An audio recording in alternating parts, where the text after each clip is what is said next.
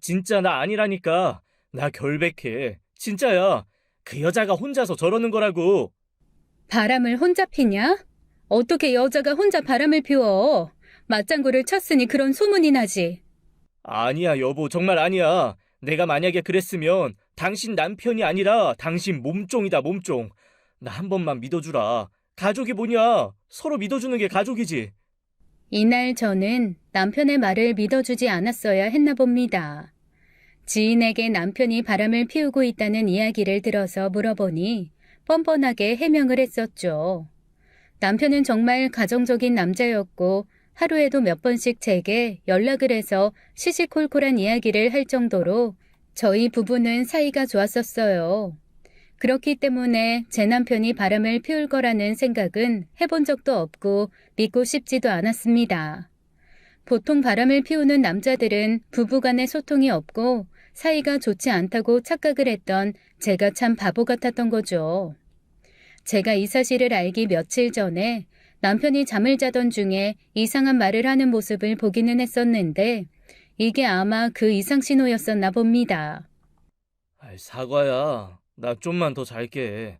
나 회사에 있는 거다. 뭐? 지금 뭐라고 그랬어, 당신? 뭐라고 했냐고? 사과? 사과가 무슨 말이야? 남편은 알 수 없다는 말을 한 후에 다시 잠이 들어버렸고 저는 무언가 이상하다는 생각을 하게 되었었죠. 잠에서 깬 남편에게 따지고 물어봤지만 기억도 못할 뿐더러 꿈을 꾸었을 것이라고 말했습니다.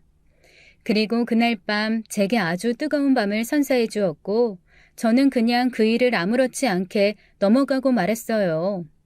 그런데 그런 일이 있고 나서 다음 날 제 지인 중에 한 명이 전화가 와서는 저희 남편에 대한 소문을 말해 주었던 것이죠.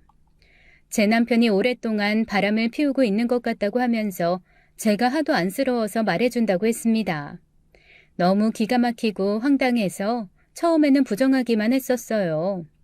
어떻게 다른 사람도 아닌 내 남편이 그럴 수가 있을까 믿고 싶지 않았던 것이죠. 남편도 계속 아니라고 우겼고 그때부터 저의 악몽은 시작되었던 것 같습니다. 남편은 그저 평범한 남자예요. 간혹 조금 꽁한 부분이 있어서 답답하기는 했지만 세상에 완벽한 사람이 어디 있겠어요. 바쁘고 피곤하지만 애들한테 잘해주려고 노력하는 모습도 보였고 제 눈치를 슬슬 보면서 집안일도 조금씩 도와주는 그런 사람이었죠. 아이들 표현에 의하면 가끔씩 제게 많이 혼이 나는데 그럴 때마다 웃으며 저를 받아주는 사람입니다. 성질 더러운 남편 같았으면 화도 내고 그럴 텐데 별탈 없이 지낸 것을 보면 참 성격이 좋았던 듯해요. 남편에게는 시누이가 하나 있습니다. 남편보다 3살 위인데 한 번 이혼한 경력이 있고 술과 노는 것을 굉장히 좋아하는 사람이죠. 저와는 성격부터 외모까지 하나도 맞는 구석이라고는 없는 사람이에요. 그래서 결혼하기 전부터 몇 번 인상을 찌푸리는 일도 있었습니다.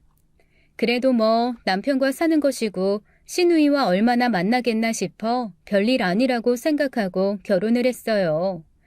하지만 생각보다 시누이와 마주칠 일이 많았고 급기야 저희 집에 거의 살다시피 하게 되면서부터 갈등의 골이 깊어졌습니다.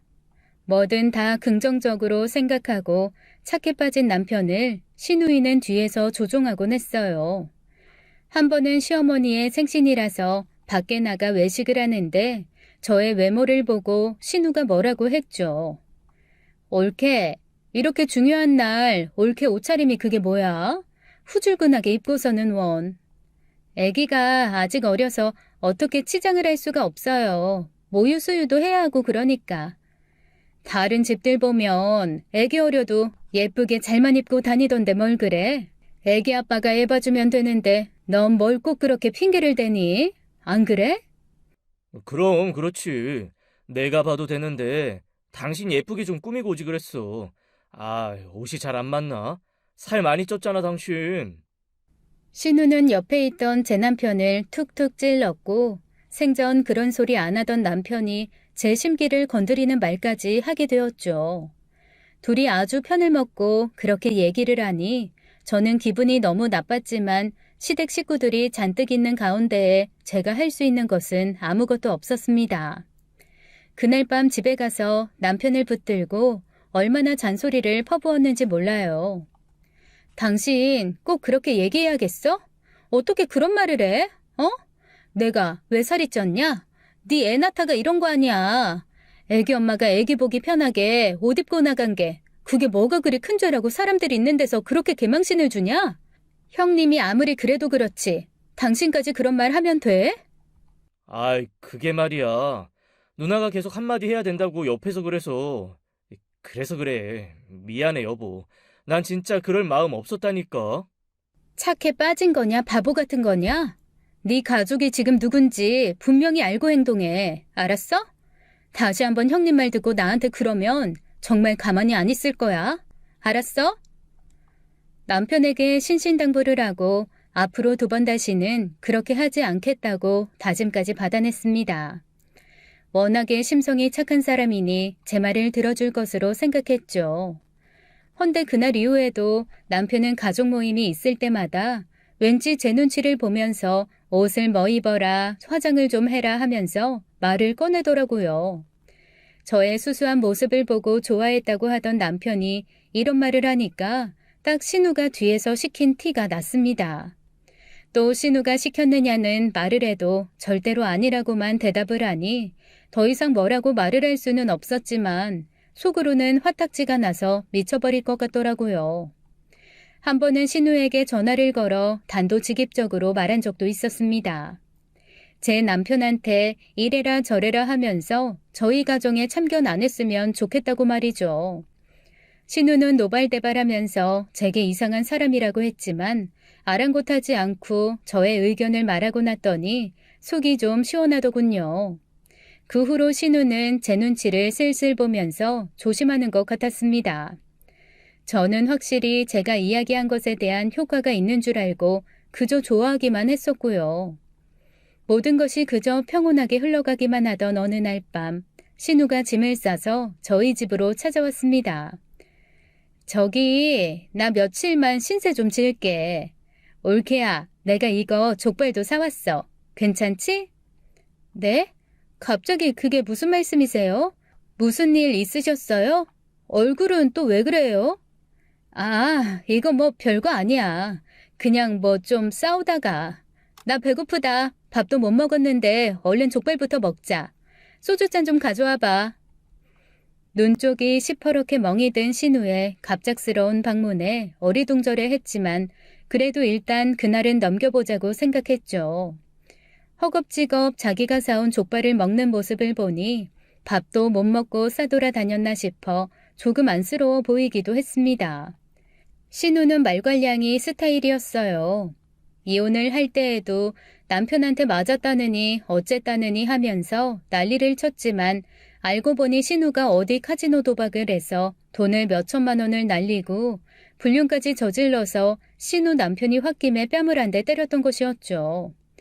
세상에 그렇게 돌아다니는데 어떤 남자가 가만히 있겠어요. 저였다면 아주 다리몽댕이를 부러뜨리고 싶었을 것 같은데요. 남편 말 들어보면 신우는 학창시절부터 일진이니 뭐니 불리우면서 싸돌아다녔고 고등학교를 졸업하자마자 임신까지 했었다는 이야기를 들었었습니다. 맨날 술 마시고 담배 피우고 돌아다니면서 남자들을 엄청 많이 만나고 다녔다고 하더군요. 같은 뱃속에서 나온 제 남편과는 완전히 다른 사람이었던 것이죠. 저는 그런 말을 많이 들어서 그런지 신우이의 모든 행동과 말투가 온전하게 보이지 않았습니다. 계속 신우만 주시하게 되고 혹여나 제 남편이 신우와 같이 무슨 일이라도 저지를까 불안하기도 했던 것 같아요. 신우는 그날 저녁 거하게 족발과 소주를 마시고 코를 골며 거실 바닥에 잠이 들었습니다. 씻지도 않고 술 냄새를 풍기며 자고 있는데 너무 꼴보기 싫더라고요. 싸온 짐가방을 보아하니 엄청나게 옷도 많이 들어있는 것 같은데 그냥 하루라도 빨리 저희 집에서 나가기를 바라는 마음뿐이었습니다. 잠들기 전 남편에게 신우에 대해서 이야기를 하면서 빨리 갔으면 좋겠다고 하자 남편은 은근히 싫은 내색을 하더군요. 그래도 자기 핏줄이라고 제가 내쫓는 것처럼 말을 하니까 기분이 나쁘다고 했습니다. 저도 최대한 며칠만 참아보자라고 마음을 먹고 있었기에 그날은 그냥 넘어갔어요. 다음 날이 되자 신우는 전날 마신 술이 과했는지 화장실에 가서 구토를 하고 난리도 아니었습니다.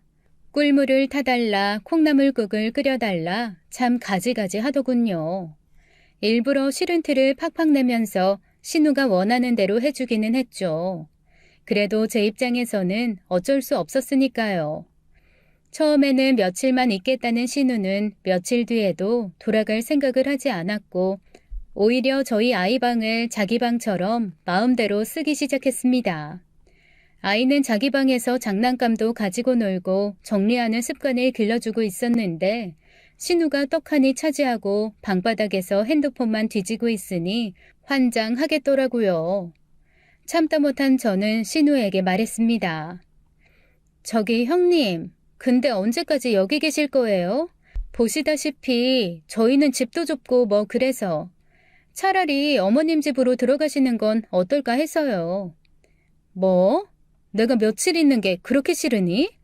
어떻게 벌써부터 그런 말을 할 수가 있어? 내가 이 집에서 뭐 피해주는 거라도 있어? 내가 밥도 사고 애기랑 놀아주기도 하고 그러잖아. 그러면 나름대로 숙박비 내는 거 아니야? 가족끼리 진짜 너무 야박하게 군다. 아니, 그게 아니고요.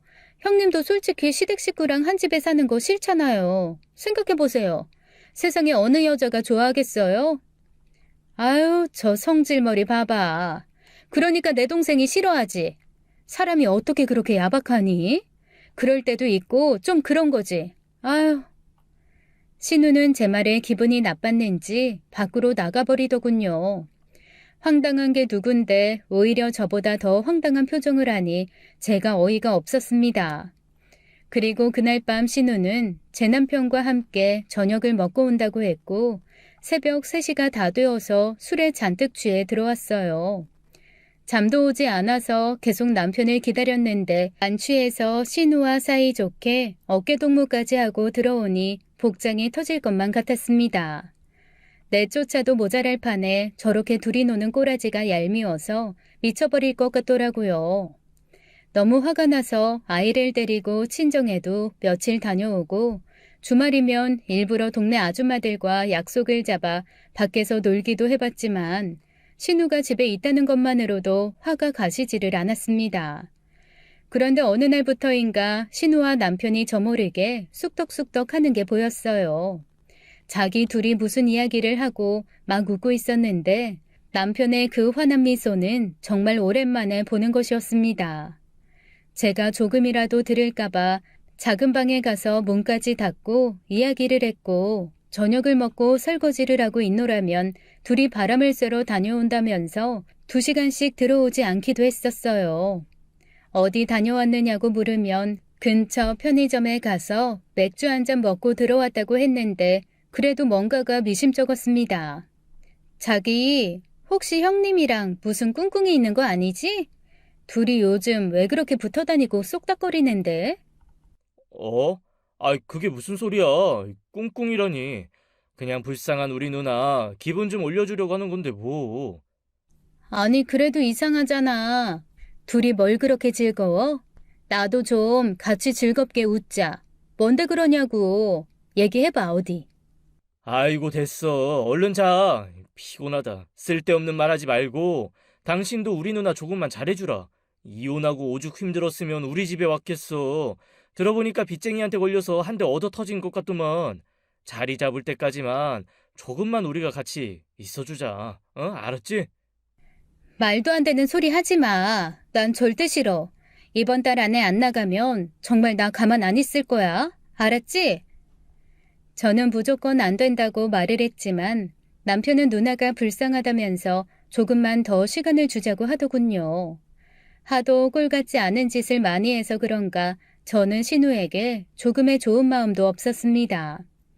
제가 조금만 자기 마음에 내키지 않게 행동하면 쪼르르 제 남편이나 시모에게 가서 일러 바치는 게 특히 너무나 보기 싫었죠. 그 후로도 신우는 나갈 생각을 하지 않는 것 같았어요. 아니 오히려 뭐가 그리도 즐거운지 매일 입이 귀에 걸렸었어요. 어느 날은 제게 자신에게 좋은 일이 생겼다면서 슬쩍 말을 꺼냈습니다. 저기 올케, 나 다시 결혼할까? 내 남친이 하도 결혼하자고 그래서 만난 지 얼마 되지도 않았는데 왜 그러나 몰라. 결혼이요? 형님, 지금 이혼한 지 얼마나 됐다고 또 결혼이에요. 형님 빚도 다 못 갚은 걸로 알고 있는데. 어머머, 올케, 말 속에 가시가 들어있다. 무슨 말을 그렇게 해? 세상에, 그럼 뭐 이혼하고 빚 좀 있는 사람은 평생 혼자 살아야 한다는 법칙이라도 있는 거야? 정말 기가 막혀서. 아유, 내가 꽉 막힌 올케 같은 사람하고 더 이상 무슨 말을 하겠어. 됐다 됐어. 관두자. 남자가 생겼다는 철딱선이 없는 말을 제게 한 신우에게 면박을 줬더니 그날 이후 제게 말을 하지 않더군요. 그러던지 말던지 저는 신경 쓰지 않기로 했습니다. 오로지 저희 집에서 하루라도 빨리 나가기를 바랬죠. 그런데 그날 이후부터 제 남편을 붙들고 조금씩 늦게 들어오기 시작했어요. 평소에도 회사 업무 때문에 피곤하다는 말을 자주 하던 남편이었는데 신우와 함께 밖에서 시간을 보내고 온 날은 웬일인지 얼굴에 웃음꽃이 활짝 피어있는 듯 했습니다.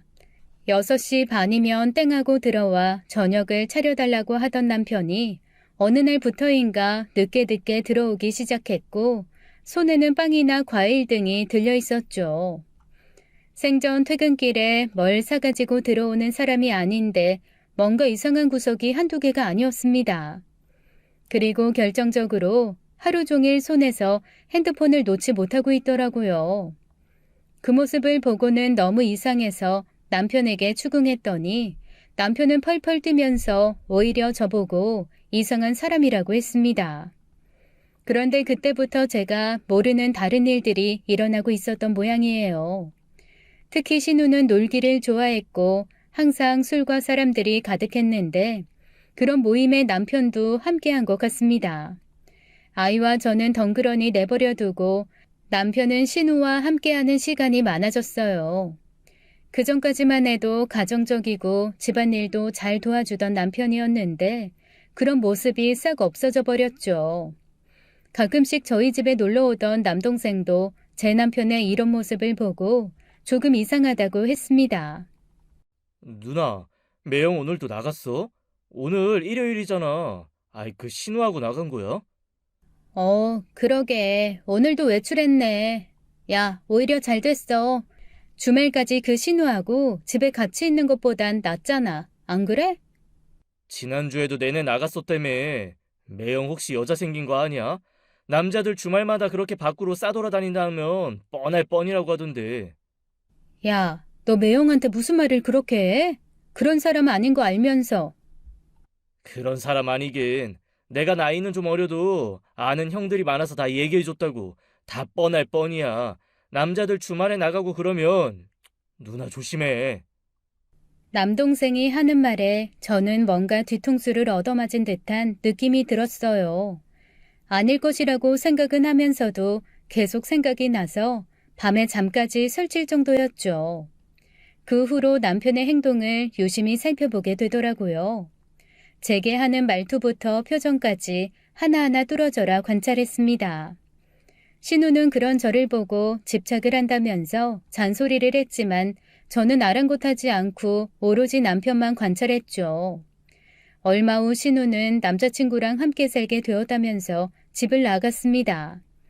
드디어 신우가 집에서 나가게 되자 저는 너무 좋았어요. 아이방도 온전히 다 쓸 수 있게 되었고 그냥 신우 존재가 제 눈앞에서 사라진 것만 해도 홀가분해졌습니다. 그런데 신우가 나간 이후에 남편의 행동이 더 수상해졌어요. 툭하면 신우네 집에서 놀고 온다고 하지를 않나, 주말에도 신우 집에 고쳐줄 것이 있다면서 나가지를 않나, 허구한 날 신우 핑계를 대면서 외출이 잦았습니다. 월급쟁이 생활을 하느라 밖에서 술을 먹고 집으로 들어오는 택시비가 아깝다고 하니 그러면 신우네 집에서 잠을 자고 온다고 하더군요. 이건 뭔가가 수상하다고 생각하던 찰나 남편의 잠꼬대 중에 이상한 말을 듣게 된 것입니다. 잠결에 남편이 사과라고 하며 말을 했는데 누가 들어도 딱 애칭인 것 같더라고요. 처음에는 제 귀를 의심했지만 남편이 평소에 제게도 이런 애칭을 단 한 번도 붙여준 적이 없었기 때문에 너무 놀랐죠. 당신 뭐라고 그런 거야? 사과? 사과라니 도대체 어떤 년을 부르는 소린데. 자고 있는 남편을 아무리 흔들면서 물어도 남편은 대답이 없었습니다. 자고 있는 척을 한 건지 자기가 무슨 말을 한지도 모르더라고요. 그 순간 갑자기 머릿속이 새하얘졌고 무언가를 알아내야겠다는 생각이 들었습니다. 신우와 쿵짝이 맞아 맨날 늦게 들어오는 것도 수상했고 마음에 걸리는 게 한두 개가 아니더라고요. 그날부터 저는 남편의 옷가지와 핸드폰 그리고 자동차에 유난히 관심을 많이 두었어요. 빨래를 하면서 옷에 혹시 뭐가 묻었는지 주머니에 영수증 같은 것은 없는지 열심히 찾았습니다. 마음먹고 숨기려면 솔직히 절대로 나올 수가 없다는 것을 알면서도 가만히 있을 수가 없더라고요. 아무리 찾아도 증거가 나오지 않던 어느 날 친한 언니에게서 연락이 왔습니다. 그 언니의 남편이 제 남편과 같은 회사 다른 부서에서 근무를 하고 있었는데 회사에서 이상한 소문이 돌아서 조심스럽게 이야기를 해준다고 하더군요. 저기 말이야, 내가 이런 얘기 해도 될지 모르겠는데 네 남편 말이야. 회사에서 이상한 소문이 있는 것 같아. 우리 남편? 그게 무슨 말이야, 언니? 소문이라니 무슨 소문인데 그래? 뭐 안 좋은 얘기야? 그게 좀 그렇긴 한데 네 남편이 다른 여자 만나고 다닌다는 소문이 있더라고. 회사 근처에서 누가 봤나 봐. 너 신우 한 명 있다고 했지? 그 누나랑 다 같이 만난다고 하던데? 뭐? 언니, 그게 무슨 말이야? 설마 언니가 잘못 알았겠지.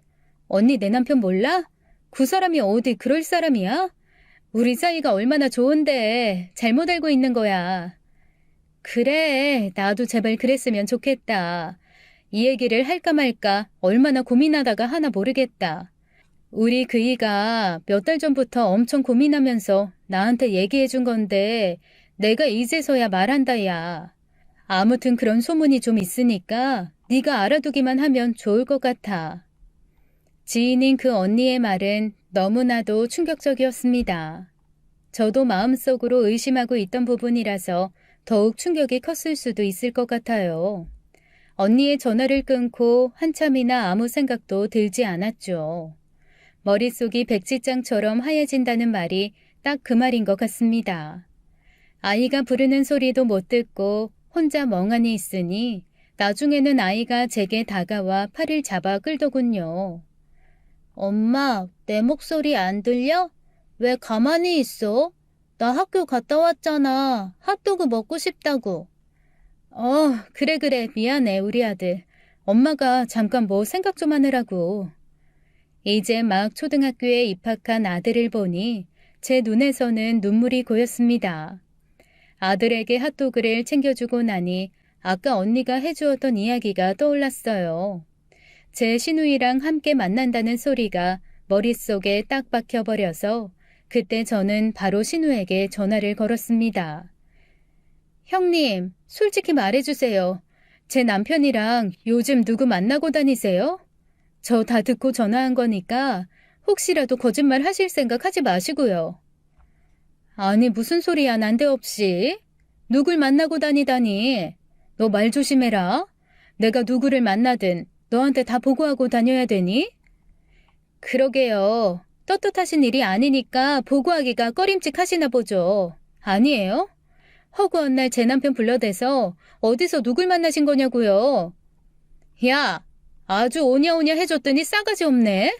어디 손이 형님한테 소리를 질러? 내가 니네 집에 조금 얹혀 살았다고 지금 나 개무시하는 거야? 이 못 배워먹은 년 같은 이라고? 저는 신우에게 막 소리를 지르며 물었고 화가 난 신우는 제 전화를 끊어버렸습니다.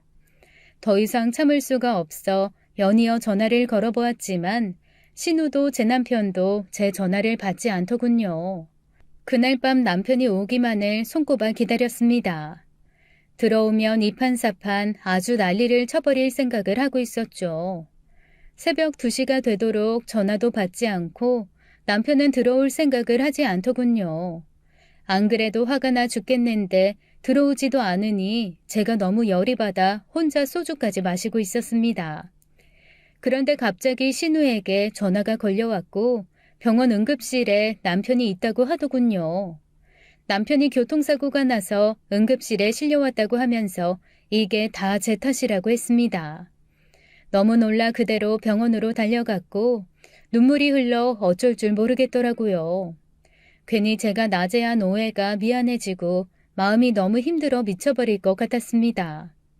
병원에 도착하니 신우가 병원 로비에 서글픈 표정을 하고 있어 정말 큰일이라도 난 줄 알고 응급실 안으로 가서 확인을 해보았어요. 워낙에 그곳이 많이 아픈 사람들이 많이 모여있는 곳이라서 정신이 하나도 없고 미쳐버릴 것 같았죠. 혹시나 제 남편이 저런 모습으로 있는 게 아닐까 하는 불안감에 제대로 눈을 뜰 수조차 없었습니다. 잠시 후 저쪽 끝 침대에 누워있는 남편을 발견하게 되었고 다행히 제가 생각하던 그런 끔찍한 모습은 아니었어요. 그래도 병원에 며칠 입원을 해야 한다고 했고 가벼운 응급처치 후 일반 병실로 옮길 수 있도록 안내를 해주셨습니다. 신우는 제 얼굴을 보자마자 막 퍼부어대는데 어찌나 황당하고 어이가 없던지 마음 같아서는 한 대 때리고 싶더라고요. 이게 다 너 때문이야, 이 화상아. 너 같은 게 어떻게 세상 다정한 내 동생을 만나가지고 이렇게 됐냐? 나 진짜 지금 생각해도 어이가 없다. 오죽 속상했으면 내 동생이 정신을 팔고 운전을 했겠어. 이거 다 너 때문이라고. 아주 여자가 드세서 남자 망치는구만 망쳐. 형님, 왜 그렇게 말씀하세요? 제가 뭐가 드세요? 그럼 회사에서 이상한 소문이 돈다고 하는데 제가 그 정도도 안 물어봐요? 그러게 왜 허구한 날 불러내서 그런 오해를 만드시냐고요. 형님도 어느 정도 잘못 있는 거 아니에요? 사람 아픈데 그만하시고 돌아가세요. 이곳은 제가 지킬게요. 더 이상 신우와 언성 높이기 싫어서 신우에게 돌아가라고 말을 해버렸어요. 그날은 신우도 피곤한 모습이었는데 씩씩대며 돌아가긴 했습니다. 그런데 문제는 생각지도 못한 곳에서 터져버렸어요. 다음날 남편은 일반 병실로 옮겨졌고 저는 아들의 학교 때문에 집에 가서 저녁 때쯤 다시 온다고 말을 하곤 자리를 비웠는데 글쎄 그 사이를 틈타 어떤 여자가 남편의 곁에 와 있는 것이었습니다. 친정엄마가 도와주신다며 집으로 오셔서 생각보다 훨씬 일찍 남편의 병원으로 갔는데 제가 오는 줄도 모르고 웬 여자가 남편의 침대에 걸터 앉아 애처롭게 손을 잡고 있는 게 아니겠어요? 더 황당한 것은 그 옆에는 신우가 함께 있었다는 것입니다. 그러니까 애초부터 그 둘 사이에 신우가 끼어서 방패막이를 해준 셈이었죠. 야, 너네 지금 뭐 하는 거야? 이 못된 연놈들. 여보, 당신이 여긴 웬일이야? 여기 어떻게 이 시간에? 이것들 봐라. 이거 소문이 아니라 진짜였어? 이 쓰레기 같은 인간아. 네가 이딴 짓을 해? 여기가 어디라고 쳐와. 이게 다 뭐냐고. 제가 소리를 워낙 크게 지른 덕분에 병실 안에 있는 사람들 모두가 저희를 쳐다보게 되었고 순식간에 병실 안은 난장판이 되어버렸습니다. 남편의 손을 잡고 있던 여자는 너무 놀라 그 자리에서 벌떡 일어나 밖으로 나가려고 했지만 저는 그 순간 그 여자의 머리채를 휘어잡았고 놓아주지 않았어요. 이년이 어딜 가? 여기가 감히 어디라고 와? 제정신이야? 이런 미친. 오늘 한번 죽어보자 너. 새파랗게 어린 게 남의 집 가정 파탄 내려고 이딴 짓을 해? 감히? 아, 저기요, 아파요. 이거 놓으시고 얘기하세요. 너무 아파요. 아프라고 하는 거지. 그럼 내가 너랑 지금 장난하겠냐? 아프지? 아프지? 가정 파탄 나면 얼마나 마음이 아프겠냐? 네 머리채 아픈 것보다 100배 1000배는 더 아파. 너 오늘 나랑 같이 죽자. 죽어! 병실 안이 난장판이 되자 간호사와 관계자들이 와서 말렸고 병실 안에 있던 사람들도 다 같이 말렸습니다. 저는 그들이 말리던 말던 두 눈에 아무것도 보이지 않았는데 그 사이를 틈타 신우가 그 불륜녀를 데리고 밖으로 나가버리더군요. 남편이 저를 부르면서 제발 하지 말라고 했지만 어떻게 그 상황에서 참을 수가 있겠어요. 신우이와 그 불륜녀를 쫓아 저도 같이 병원 밖으로 나가게 되었습니다. 그리고 결국 밖에서 그들을 잡을 수 있었어요. 올케, 일단 진정부터 좀 하자. 저기 내가 다 설명할게. 여기 병원이고 사람도 많은데 이러면 안 돼. 알았어? 다 설명해 줄 테니까 일단 진정 좀 해. 설명? 무슨 설명? 여태껏 나 모르게 내 남편 빼돌려서 둘이 만나게 해준 거 형님 맞죠? 어떻게 이러실 수가 있어요? 아니 어떻게 입장 바꿔놓고 생각해봐요. 아니 어떻게 신우이와 실갱이를 하고 있던 순간 불륜녀가 갑자기 제 팔을 부여잡고 울면서 입을 열었습니다. 저 정말 죄송한데요. 저 그 사람 너무 많이 사랑해요. 저희 정말 사랑이에요. 세상에 인연이라는 게 있는 거잖아요. 저는 정말 저 사람이 인연이라고 생각해요. 제가 잘못한 건 아는데요. 그래도 너무 좋아서요. 그 사람 없으면 죽을 것 같다고요. 뭐가 어쩌고 저째? 사랑? 사랑이라고 했냐 지금? 남의 가정 파탄 낼 거 생각 못하고 사랑이라는 단어를 쓴다고? 어떻게 감히 그딴 말을 입에서 짓거려? 새파랗게 젊은 것 같은데 정신부터 똑바로 차려야지. 어떻게 가정 있는 남자를 만나? 어떻게? 저도 제가 이럴 줄은 몰랐어요. 근데 정말 태어나서 난생 처음 느껴봐요. 이게 바로 사랑인가 봐요. 저 정말 너무 좋아서 미칠 것 같아요. 단 한순간도 못 살겠어요. 저희 그냥 사랑하게 해주시면 안 돼요? 불륜녀의 말을 듣고는 정말 어이가 없어 미칠 지경이었습니다. 신우는 이런 저와 불륜녀를 떼어놓으려고 택시를 급하게 잡았고 결국 그 둘은 제 눈앞에서 택시를 타고 사라져버렸어요. 택시가 떠나고 나니 저는 그만 온몸에 힘이 쭉 풀려서 바닥에 주저앉았습니다. 다리에 힘이 없으니 단 한순간도 서 있기가 힘이 들었죠. 요즘 남편이 조금 밖으로 돌긴 했어도 하루에도 몇 번씩 제게 다정하게 조잘거리고 고백해주던 사람이 이런 짓을 했다는 게 믿겨지지 않아 정신을 차릴 수가 없었습니다. 제가 그때 느꼈던 감정은 배신감을 넘어선 크나큰 폭풍을 만난 것 같았어요. 절벽 위에 혼자 서 있는 것만 같았고 아들의 얼굴이 눈에 아른거려서 미쳐버릴 지경이었습니다. 한참을 그렇게 바닥에 주저앉아 있었더니 남편이 간호사의 도움을 받아 휠체어를 타고 밖으로 나왔더군요. 남편은 제 얼굴을 보며 아무 말도 하지 못한 채 눈물만 뚝뚝 흘리고 있었습니다. 저기 여보, 미안해. 내가 너무 미안하다. 정말 입이 10개라도 할 말이 없어. 오해? 이게 오해야? 버젓이 둘이 손잡고 애틋하게 쳐다보고 있는 게 이게 오해야? 내가 너한테 뭘 잘못했니? 내가 뭘 잘못했길래 나한테 이렇게 큰 형벌을 내리는 거야? 날 얼마나 더 비참하게 만들고 싶어서 이러는 거냐고. 아니야. 난 끝내려고 했어. 진짜로 끝내려고 했는데 걔가 자꾸만 나 없이 못 산다고 매달리고 죽어버리겠다고 그래서 내가 어떻게 할 수가 없었어.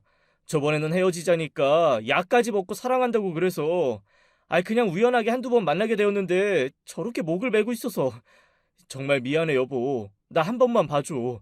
내가 다시 한 번 더 그러면 사람 새끼도 아니니까 제발 한 번만 어떻게 안 될까?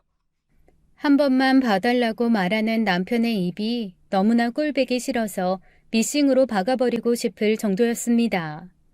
아파서 병원에 입원해서 불륜녀를 부른 남편의 말을 어떻게 믿을 수가 있겠어요. 아빠 아프다고 울면서 외할머니와 함께 있는 아들이 생각나 너무 힘들고 괴로웠습니다. 그 후로 저는 병원에 가지 않았고 몸살이 나버렸던 것 같아요. 집에서 끙끙 앓고 있으면서도 친정 엄마한테는 절대로 이 사실을 말하지 않았습니다. 며칠 후 남편은 퇴원을 해서 집에 왔고 여느 때처럼 아들에게 다정하게 대해주었어요.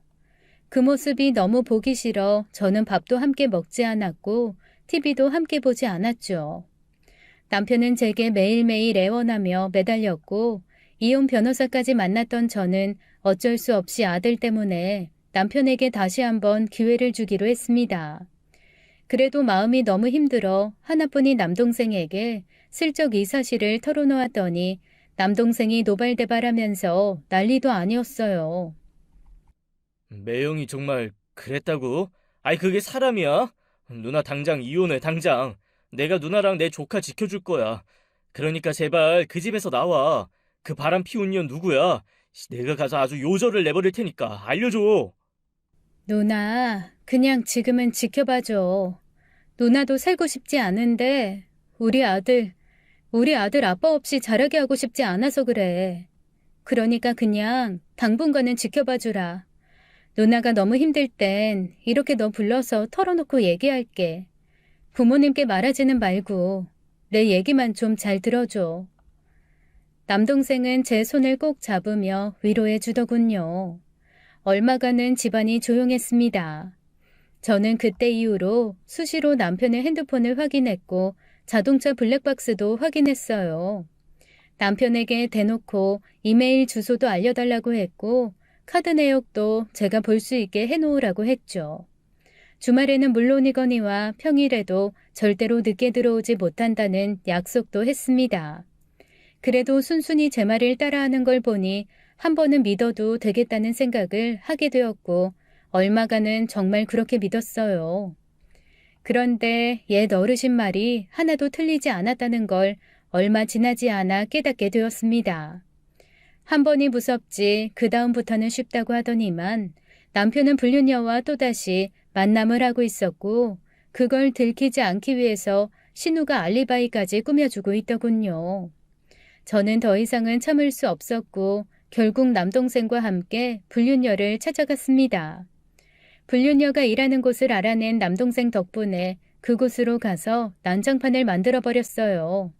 그리고 그 불륜녀는 이번에는 아주 당당한 태도로 제게 말했습니다. 이래봤자 소용없다니까요. 당신 남편 나 사랑한다고. 당신하고는 껍데기만 있대. 그런 껍데기 붙잡고 살아봤자 뭐 할 거냐고. 우리 너무나 사랑하는 사이니까 제발 내버려둬. 무슨 증거 있어? 간통죄도 없어진 마당에. 그리고 여기 이렇게 난장판 버린 거 경찰에 신고할 거니까 그렇게 알아. 뭐? 껍데기? 내 남편이 왜 그런 말을 해? 우리 다시 잘 살기로 했다고. 참 불쌍하다 불쌍해. 사람 마음 떠난 줄도 모르고 그런 말을 다 믿니? 나이는 어디다 처먹었어? 나이도 나보다 훨씬 많으면서 어떻게 이렇게 바보 같아. 경찰 불렀으니까 더 이상 난동 안 부리는 게 좋을 거야. 당장 꺼져. 잠시 후 정말 경찰이 출동했고 저는 흘러내리는 눈물을 도저히 감출 수가 없을 정도였습니다. 어쩔 수 없이 남동생과 그곳을 빠져나오며 얼마나 울었는지 몰라요. 남편은 그날 이후 집에 들어오지 않았고 며칠 후 저 없을 때 몰래 와서 자신의 간단한 집만 챙겨서 나가버렸습니다. 그렇게 다정하게 제게 조잘대던 남편이 변해버리니 세상 모든 비참함이 저한테 쏟아진 기분이 들었어요. 결혼해서 정말 열심히 살았고 남편과도 나름대로 뜨겁게 사랑하고 있다고 생각했는데 뒤통수를 제대로 얻어맞은 격이었죠. 살면서 이런 일을 겪을 사람이 얼마나 될까 모르겠습니다. 그때의 심정은 세상에서 가장 불쌍한 사람이 저라는 생각 때문에 잠도 잘 못 잘 정도였어요. 그 후로 저희 부부는 이혼이라는 걸 하게 되었습니다. 협의 이혼을 해주지 않아 결국 소송까지 했는데 생각해보니 제가 갖고 있는 남편의 바람에 대한 증거가 제대로 되어 있지 않다는 것을 알았습니다. 이혼을 하면서 불륜녀를 상대로 위자료 소송을 하려고 했는데 증거가 확실하지 않아서 결국 하지도 못하고 제대로 된 위자료도 받지 못했어요. 아들의 양육권을 가져오면서 집이라도 구할 수 있어 그거에 만족할 수밖에 없었습니다. 아니, 거봐. 그러니까 내가 그냥 살자고 했잖아. 나랑 걔한테 위자료 받고 싶어도 못 받고 힘들지 않아? 뭐? 너 지금 그걸 말이라고 해? 미친놈. 정신 나간 놈. 걔 불쌍한 애야. 부모 다 없고 할머니랑 단둘이 사는데 내가 챙겨줘야지 누가 챙겨주겠냐? 그리고 나를 너무너무 사랑해서 죽을 정도라고 하니까 내가 곁에 가야지. 그런 애한테 위자료 받을 생각하는 당신이 좀 실망이다. 내가 양육비 잘 보내줄 테니까 걱정 마. 남편까지 태도가 돌변한 모습에 이혼 과정은 너무나 힘이 들었습니다. 진짜 멋지게 모든 것 집어 던지고 이혼을 하면 홀가분할 줄만 알았는데 생각보다 그 과정이 너무 힘들고 어려워서 두 번 다시는 못할 짓이라는 생각이 들 정도였어요. 이혼을 하고 난 후에도 그 둘이 사랑 타령을 했던 모습을 생각하면 자다가도 벌떡 일어나 숨을 들이키고 심장 박동까지 빨라지면서 잠을 못 이뤘으니 어느 정도인지 짐작을 하실 겁니다. 저는 그 후로 마음이 정말 힘든 세월을 살았어요. 아무리 제가 잘못해서 한 이혼이 아니라곤 하지만 그건 중요하지 않았죠. 아들과 함께 살면서 그늘을 주고 싶지 않아 아빠의 역할까지 하느라 많이 힘들었고 그 과정에서 남동생이 아주 많은 힘이 되어주었습니다. 남편은 한 달에 2번씩 아이를 보러 왔는데 가끔 불륜녀도 함께 만난다고 아이가 그러더군요. 그 말을 듣고는 뒷골이 바짝 당겨서 기절할 것 같았지만 이혼까지 한마당에 더 이상 어떻게 할 방법은 없었습니다. 그 후로 1년쯤 지난 후에 남편은 부쩍 제게 연락도 많이 하고 아들도 많이 만나러 왔었는데 그때 아마 그 불륜녀와 헤어졌던 것 같아요. 신우가 다시 재결합을 하라는 망언까지 할 정도로 남편은 힘들어했고 제게 다시 의지하려 했지만 저는 아주 차갑게 싹둑 잘라버리고 연락에 대답도 안 해버렸습니다. 내가 정신이 나갔었나 봐. 진짜 당신밖에 없는데 우리 아들이랑 당신이랑 행복하게 살 수 있을까? 제발 나 다시 한 번만 받아주면 안 돼? 그런 미친년한테 내가 정신 팔렸던 게 너무 후회돼. 여보, 제발. 뭐라고? 미친 거 아니야? 무슨 말이 되는 소리를 해야 대답을 하지. 이런 말 할 거면 앞으로 연락하지 마. 사람이 어느 정도 말이 되는 얘기를 해야 대꾸를 하는데 너무 어이가 없으니 대꾸할 가치도 느끼지 못했었습니다. 그 후로도 신우가 전화를 걸어 자기 동생 불쌍하다며 얼마나 얘기를 했는지 귀에 피딱지가 앉을 정도였어요. 마음 같아서는 전화번호를 확 바꿔버리고 모르는 곳으로 숨어버리고 싶었지만 아들이 연관되어 있기 때문에 그렇게 할 수도 없었고 그렇다 보니 허구한 날 전화와 문자로 재결합하라는 얘기를 수백 번을 들었습니다. 남자들은 다 한 번씩 눈을 돌리고 살 때가 있다고 하면서 제가 너무 마음이 좁다고 하던데 그걸 듣고 화가 난 남동생이 전화를 걸어 욕설을 퍼부은 적도 있었네요. 그래도 다행인 건 아들에겐 관심을 많이 가졌고 양육비도 밀리지 않고 주었습니다. 곁에 있지 못함이 미안해서인지 최대한 노력하는 일말의 양심은 보이더군요. 아들의 방황 시기가 너무도 힘들어 이혼을 후회한 적도 많았지만 그런 힘든 시절을 겪고 나니 오히려 아들이 더 성숙해진 것 같아 다행이라는 생각이 들었어요.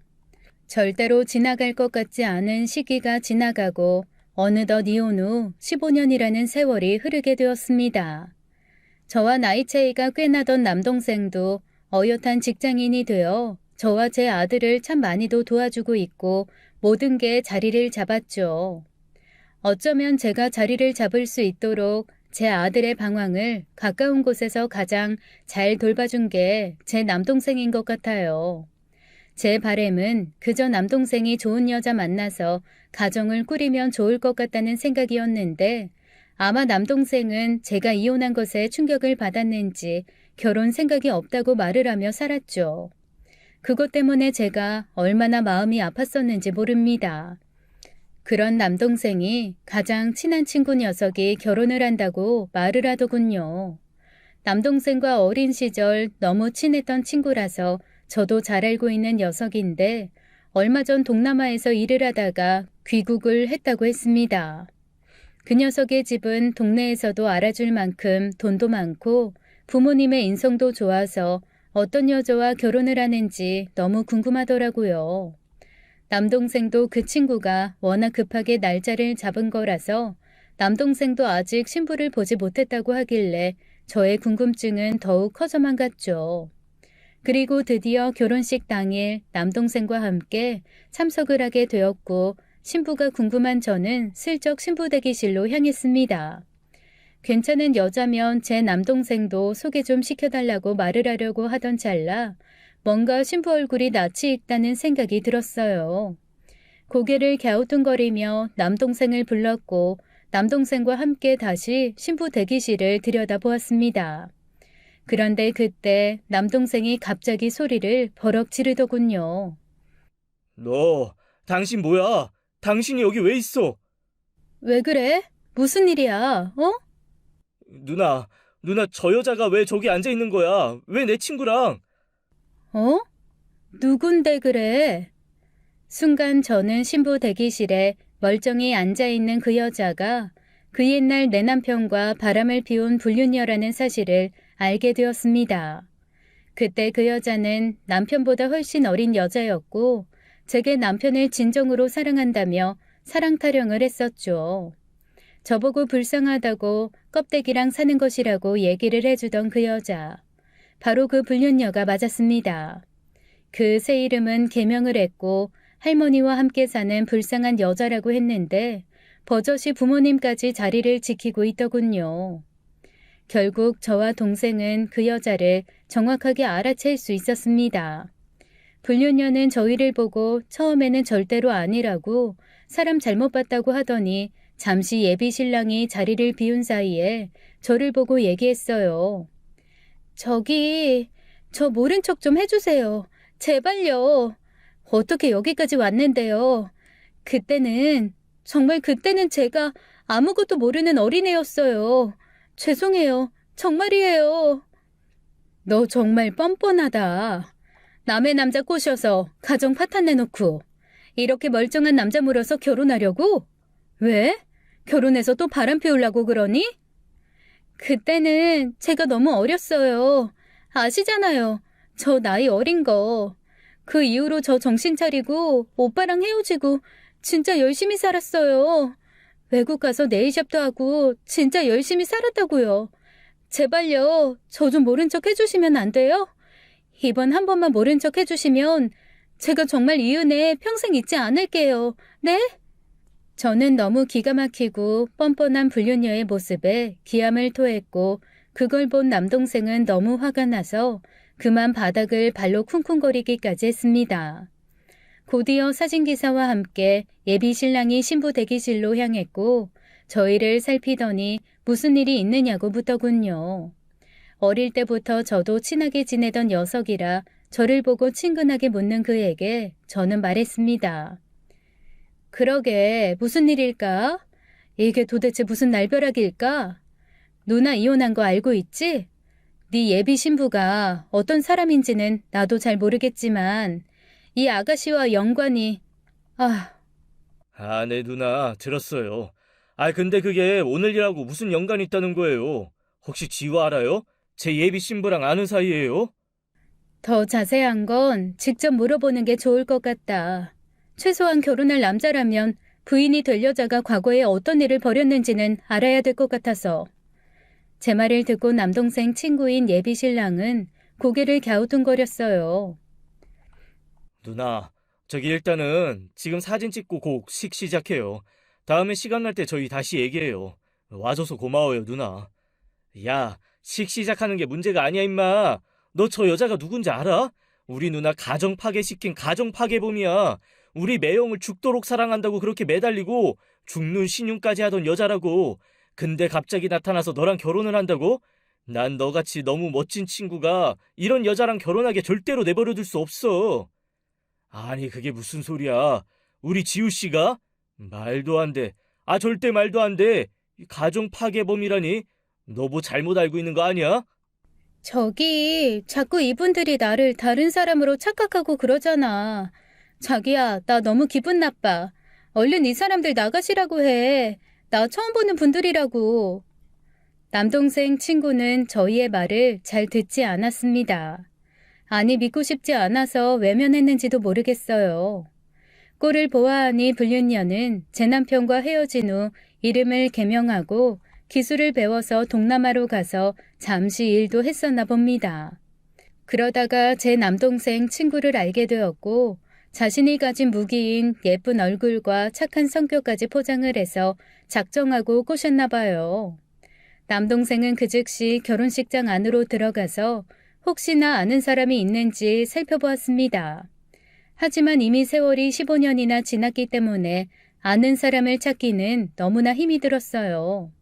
그 옛날 불륜녀의 회사로 찾아갔을 때 혹시라도 봤던 사람이 있을까 유심히 보긴 했지만 그 역시 무리였었죠. 저희의 모습을 보고 화가 단단히 난 남동생 친구는 다가와서 말했습니다. 저기, 이제 좀 그만 가주세요. 오늘 제일 행복한 내 결혼식이잖아요. 왜들 이래요? 우리 정말 친했잖아요. 그럼 내 행복을 진심으로 축하해줘야 하는 거 아니야? 제발 돌아가.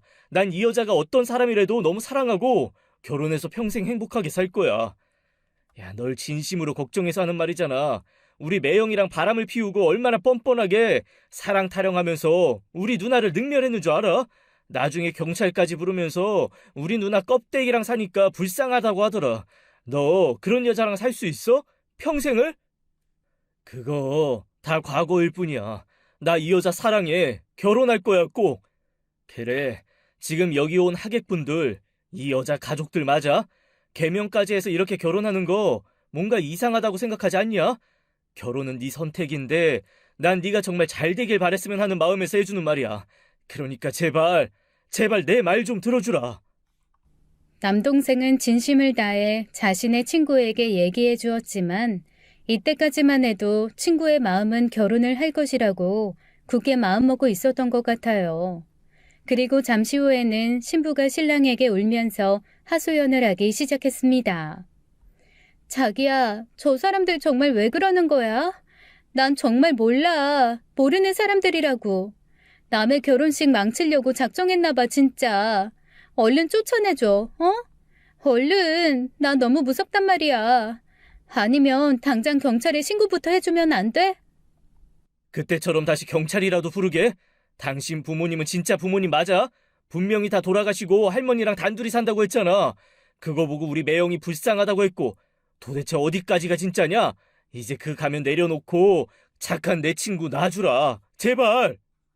남동생의 말을 듣고 남동생 친구는 더 이상 안 되겠는지 그 즉시 전화기를 꺼내 무언가를 알아보기 시작했습니다. 아마도 예비 신부의 친구에게 전화를 거는 것 같았어요. 조용히 이것저것 물어보던 남동생 친구는 전화를 끊고 예식장 관계자를 찾아갔습니다. 그리고 곧 안내방송이 나왔죠. 예식을 진행하지 않겠다고요. 예비 신부인 그 불륜녀는 어쩔 줄을 모르며 당황하더니 드레스를 입고 예비 신랑에게 막 달려갔습니다. 하지만 이미 무언가를 알아내게 된 예비 신랑은 예비 신부의 팔을 뿌리치고 자신의 부모님을 모시고 엘리베이터를 타버렸죠. 모든 상황이 끝이 난 것을 알게 된 불륜녀는 들고 있던 부케를 제게 던졌습니다. 야, 여기가 어디라고 쫓아와서 행패야, 행패는. 너, 내가 경찰에 신고할 거야. 네가 이러고도 잘 살 수 있을 것 같아?